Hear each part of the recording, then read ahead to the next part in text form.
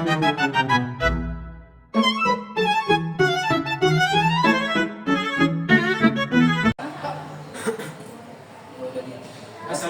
warahmatullahi wabarakatuh.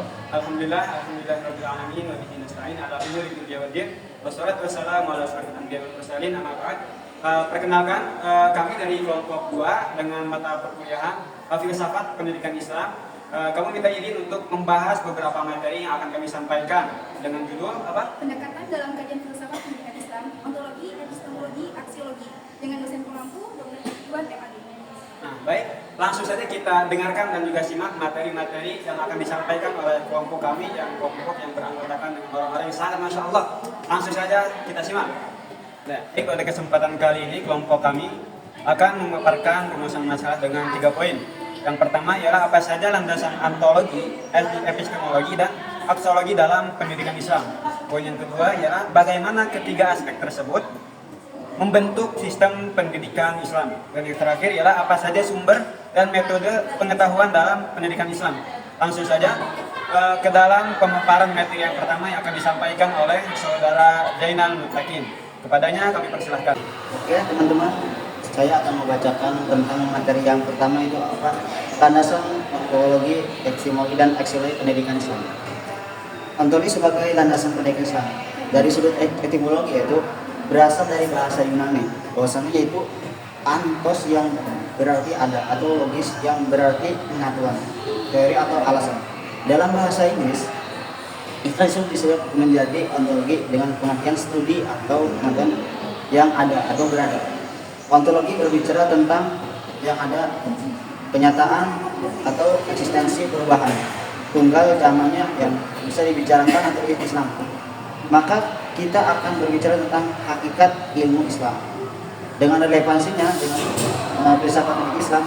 Ontologi dipahami sebagai kajian filosofi mengenai hakikat dan esensi pendidikan Islam.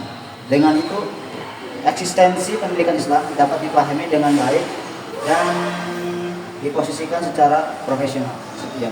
Kami ucapkan terima kasih kepada saudara Zainal yang telah memaparkan materi yang menurut saya itu cukup jelas ya.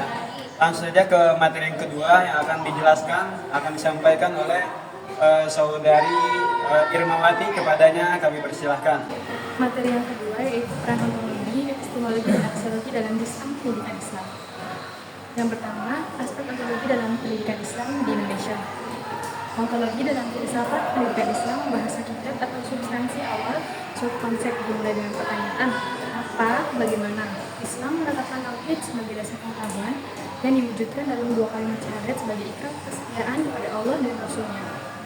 Yang kedua yaitu epistemologi dalam pendidikan Islam di Indonesia, itu berlandaskan konsep tauhid di mana Allah adalah pencipta dan pemelihara alam semesta dengan konsistensi dan keteraturan. Dalam filsafat pendidikan Islam, epistemologi membahas cara memperoleh pengetahuan. Nah, ketiga ada aksiologi pendidikan dalam filsafat pendidikan Islam, yaitu membahas manfaat dan kegunaan pendidikan Islam. Fokusnya adalah nilai-nilai yang membentuk kehidupan manusia baik secara spiritual maupun nyata. Pendekatan ini berfungsi sebagai alat kontrol untuk menilai idealitas masuk pendidikan. Ada 2 nilai dalam parameter sosial, yaitu yang pertama nilai ilahiyah, yaitu yang berasal dari Tuhan melalui wahyunya, mencakup takwa, iman, dan keadilan. Yang kedua itu nilai insaniyah, yaitu hasil kesepakatan manusia yang berkembang sesuai peradaban dan bersifat dinamis serta relatif tergantung ruang dan waktu. Terima kasih kepada saudari Irmawati yang telah memaparkan penjelasannya secara rinci. Selanjutnya yang materi yang terakhir yang akan disampaikan oleh saudari kita, saudari Maulidina. Kepadanya waktu kami persilahkan. Selanjutnya yaitu materi ketiga tentang sumber dan metode pendidikan Islam. Sumber pendidikan Islam adalah rujukan utama dalam pembentukan ilmu dan nilai dalam pendidikan Islam. Menurut Khalid Ismail Tadi, terdapat 6 sumber utama, yaitu yang pertama Al-Quran. Al-Quran merupakan Allah sebagai pedoman utama dalam segala aspek kehidupan. Lalu yang kedua Sunnah, perkataan, perbuatan, dan keturunan Nabi Muhammad SAW sebagai penjelas Al-Quran. Lalu yang ketiga nasihat sahabat, pendapat para sahabat yang mencerminkan pemahaman mereka terhadap ajaran Islam. Lalu yang keempat kemaslahatan umat, keputusan yang dibuat berdasarkan kemanfaatan umum tanpa pertimbangan meminus. Lalu yang kelima pendidikan Islam. Kebiasaan masyarakat yang diterima selama sesuai dengan nilai Islam dan tidak bertentangan dengan syariat. Lalu yang terakhir, upaya pemikiran para ulama untuk menyelesaikan persoalan baru dalam pendidikan karena menggunakan prinsip Islam.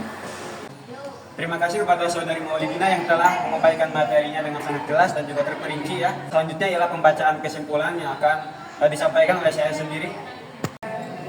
Cukup sekian, terima kasih. Syukran. Wassalamualaikum warahmatullahi wabarakatuh. Waalaikumsalam warahmatullahi wabarakatuh.